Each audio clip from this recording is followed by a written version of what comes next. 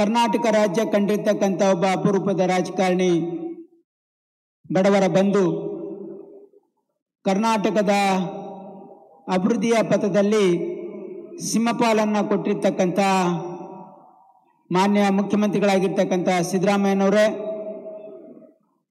ಈ ವೇದಿಕೆ ಮೇಲೆ ಆಸೀನರಾಗಿರ್ತಕ್ಕಂಥ ಜಿಲ್ಲಾ ಉಸ್ತುವಾರಿ ಸಚಿವರಾಗಿರ್ತಕ್ಕಂಥ ಶಿವರಾಜ್ ತಂಗಡಗಿ ಅವರೇ ಮತ್ತು ವೇದಿಕೆ ಮೇಲೆ ಆಸೀನರಾಗಿರ್ತಕ್ಕಂಥ ಎಲ್ಲ ಸಚಿವರೇ, ಶಾಸಕರೇ, ಜನಪ್ರತಿನಿಧಿಗಳೇ, ಅಧಿಕಾರಿ ಮಿತ್ರರೇ,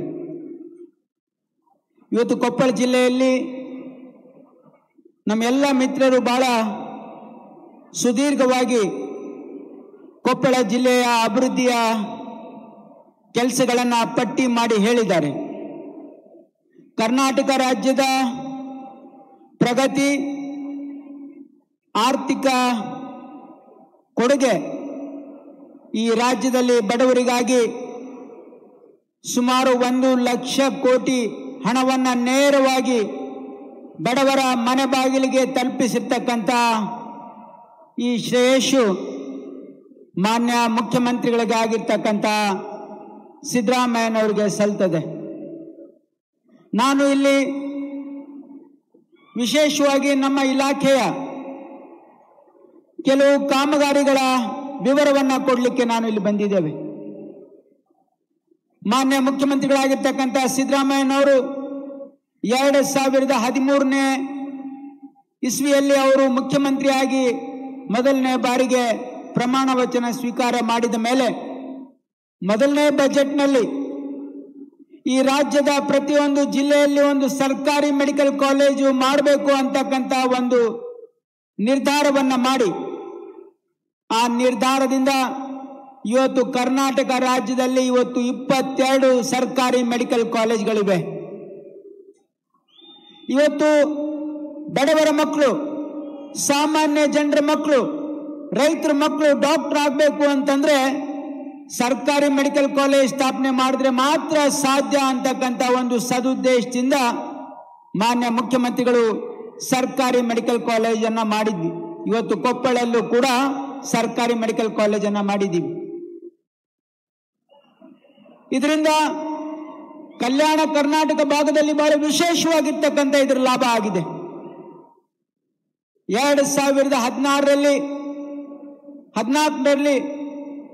ಆರ್ಟಿಕಲ್ 371J ಏನು ಕೇಂದ್ರದಲ್ಲಿ UPA ಸರ್ಕಾರದಲ್ಲಿ ಮಲ್ಲಿಕಾರ್ಜುನ್ ಖರ್ಗೆ ಸಾಹೇಬರು, ಧರಮ್ ಸಿಂಗ್ ಜಿ ಅವರು, ಮನಮೋಹನ್ ಸಿಂಗ್ ಅವರು ಏನು ಕರ್ನಾಟಕ ಭಾಗದ ಕಲ್ಯಾಣ ಕರ್ನಾಟಕ ಭಾಗದ ಆರ್ಟಿಕಲ್ 371J ಇಂದ ನಮಗೆ ಬಹಳ ದೊಡ್ಡ ಲಾಭ ಆಗಿದೆ.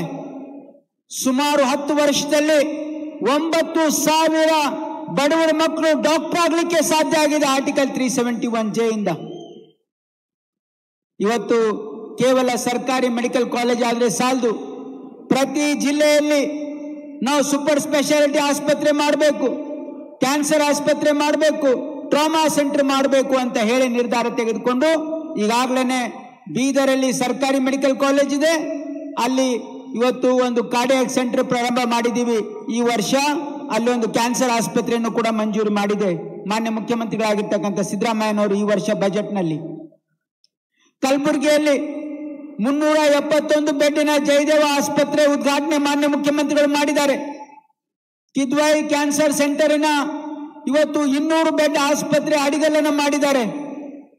ಮತ್ತು ರಾಯಚೂರಲ್ಲಿ ನಾವು ಈ ವರ್ಷ ಕ್ಯಾನ್ಸರ್ ಆಸ್ಪತ್ರೆಗೆ ಇವತ್ತು ಅಡಿಗಲ್ಲನ್ನು ಮಾಡಿದ್ದೀವಿ.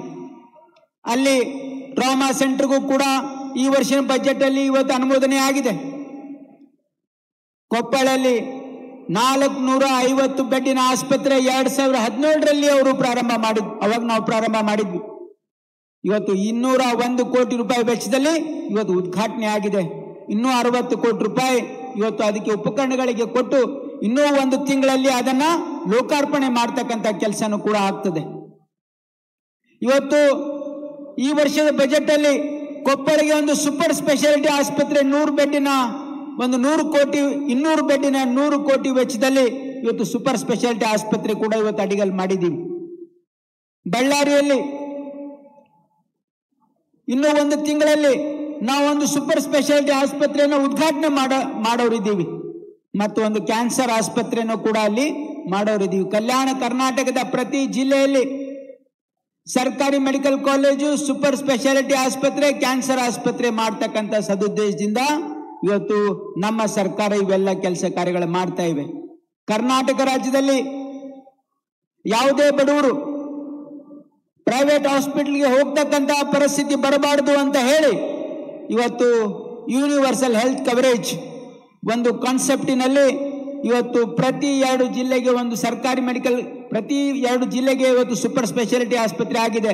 ಆದರೆ ಮುಂದೆ ಬರ್ತಕ್ಕಂಥ 5 ವರ್ಷಗಳಲ್ಲಿ ಪ್ರತಿ ಜಿಲ್ಲೆಯಲ್ಲೂ ಮಾಡಬೇಕು ಅಂತಕ್ಕಂಥ ಸದುದ್ದೇಶ ಕೂಡ ಇದೆ. ಇದು ಯಾರಿಗೋಸ್ಕರ ಅಂದ್ರೆ ಈ ರಾಜ್ಯದ ಬಡವರಿಗೋಸ್ಕರ. ಇವತ್ತು ಕೌಶಲ್ಯ ಅಭಿವೃದ್ಧಿ ಇಲಾಖೆಯಲ್ಲೂ ಕೂಡ ಇವತ್ತು 120 ಕೋಟಿ ವೆಚ್ಚದಲ್ಲಿ ಇವತ್ತು ತಲಕಲ್ನಲ್ಲಿ ಒಂದು ಮಲ್ಟಿ ಸ್ಕಿಲ್ ಡೆವಲಪ್ಮೆಂಟ್ ಸೆಂಟರ್ಗೆ ಮಾನ್ಯ ಮುಖ್ಯಮಂತ್ರಿಗಳು ಅಡಿಗಲ್ಲನ್ನು ಹಾಕಿದ್ದಾರೆ. ಇವತ್ತು ಕರ್ನಾಟಕ ರಾಜ್ಯದಲ್ಲಿ 5 ಗ್ಯಾರಂಟಿಗಳಲ್ಲಿ ಒಂದು ಗ್ಯಾರಂಟಿ ಆಗಿರ್ತಕ್ಕಂಥ ಯುವ ನಿಧಿಯಲ್ಲಿ ಸುಮಾರು 2,90,000 ಮಕ್ಕಳು ಇವತ್ತು ಯುವ ನಿಧಿಯಲ್ಲಿ ಎನ್ರೋಲ್ಮೆಂಟ್ ಆಗಿದೆ. ಕೊಪ್ಪಳ ಜಿಲ್ಲೆಯಲ್ಲಿ ಸುಮಾರು 10,000 ಮಕ್ಕಳು ಎನ್ರೋಲ್ಮೆಂಟ್ ಆಗಿದೆ. ಇಲ್ಲಿವರೆಗೆ 21 ಕೋಟಿ ರೂಪಾಯಿ ಇವತ್ತು ನಾವು ಕೊಪ್ಪಳ ಜಿಲ್ಲೆಯಲ್ಲಿ ಯುವಕರಿಗೆ ಕೊಡ್ತಾ ಇದ್ದೀವಿ. ನಮ್ಮ ಸರ್ಕಾರ ಸಾಮಾನ್ಯ ಜನರ ನೆರವಿಗೆ ಬರ್ತಕ್ಕಂಥ ಸರ್ಕಾರ, ನಮ್ಮ ಸರ್ಕಾರ ಅಭಿವೃದ್ಧಿ ಪರವಾಗಿರ್ತಕ್ಕಂಥ ಸರ್ಕಾರ. ಮಾನ್ಯ ಮುಖ್ಯಮಂತ್ರಿಗಳು ಈ ರಾಜ್ಯದ ಯುವಕರ ಭವಿಷ್ಯದ ಹಿತದೃಷ್ಟಿಯಿಂದ ಇವತ್ತು ಮೈಸೂರಲ್ಲಿ, ತಳಕಳಲ್ಲಿ, ಕಲಬುರಗಿಯಲ್ಲಿ ಮಲ್ಟಿ ಸ್ಕಿಲ್ ಡೆವಲಪ್ಮೆಂಟ್ ಸೆಂಟರ್ಸ್ ಮಾಡೋದ್ರ ಜೊತೆಗೆ ಇವತ್ತು GTTC ಅನೇಕ ಕಡೆಗೆ, ರಾಯಚೂರು, ಬಳ್ಳಾರಿ, ಕೊಪ್ಪಳ ಎಲ್ಲ ಕಡೆಗೂ ಕೂಡ ನಾವು GTTC ಸೆಂಟರ್ಸ್ ಅನ್ನು ಕೂಡ ಮಾಡ್ತಾ ಇದ್ದೀವಿ. ಉದ್ದೇಶ ಏನಂದ್ರೆ ನಮ್ಮ ಮಕ್ಕಳಿಗೆ ಎಂಪ್ಲಾಯಬಲ್ ಸ್ಕಿಲ್ ಅನ್ನು ಕೊಡಬೇಕು, ಅವರಿಗೆ ಉದ್ಯೋಗ ಕೊಡಬೇಕು, ನಮ್ಮ ಸರ್ಕಾರದ ಗುರಿ. ಹಾಗಾಗಿ ಇವತ್ತು ವೈದ್ಯಕೀಯ ಶಿಕ್ಷಣ ಹಾಗೂ ಕೌಶಲ್ಯಾಭಿವೃದ್ಧಿ ಇಲಾಖೆಯಿಂದ ಇವತ್ತು ಈ ಒಂದು ಕಾರ್ಯಕ್ರಮದಲ್ಲಿ ಇವತ್ತು 450 ಬೆಡ್ಡಿನ ಆಸ್ಪತ್ರೆ ಉದ್ಘಾಟನೆ ಆಗಿರ್ಬೋದು ಮತ್ತು ಸೂಪರ್ ಸ್ಪೆಷಾಲಿಟಿ ಆಸ್ಪತ್ರೆಯ ಇವತ್ತು ಅಡಿಗಲ್ಲಾಗಿರ್ಬೋದು. ಇವೆಲ್ಲ ಕಾರ್ಯಕ್ರಮಗಳಿಗೆ ಮಾನ್ಯ ಮುಖ್ಯಮಂತ್ರಿಗಳು ಬಂದು ಇದನ್ನು ನೆರವೇರಿಸಿಕೊಟ್ಟಿದ್ದಕ್ಕೆ ಅವರಿಗೆ ಧನ್ಯವಾದಗಳನ್ನು ಅರ್ಪಿಸಿ ನನ್ನ ಮಾತುಗಳನ್ನು ಮುಗಿಸ್ತೀನಿ. ಜೈ ಹಿಂದ್, ಜೈ ಕರ್ನಾಟಕ. ಧನ್ಯವಾದಗಳು ಡಾಕ್ಟರ್ ಶರಣಪ್ರಕಾಶ್ ರುದ್ರ ಪಾಟೀಲ್. ಮಾನ್ಯ ಸಚಿವರು ವೈದ್ಯಕೀಯ ಶಿಕ್ಷಣ ಮತ್ತು ಕೌಶಲ್ಯಾಭಿವೃದ್ಧಿ, ಉದ್ಯಮಶೀಲತೆ ಹಾಗೂ ಜೀವ ವಿಜ್ಞಾನ ಇಲಾಖೆ ಸಚಿವರು, ರಾಯಚೂರು ಜಿಲ್ಲಾ ಉಸ್ತುವಾರಿ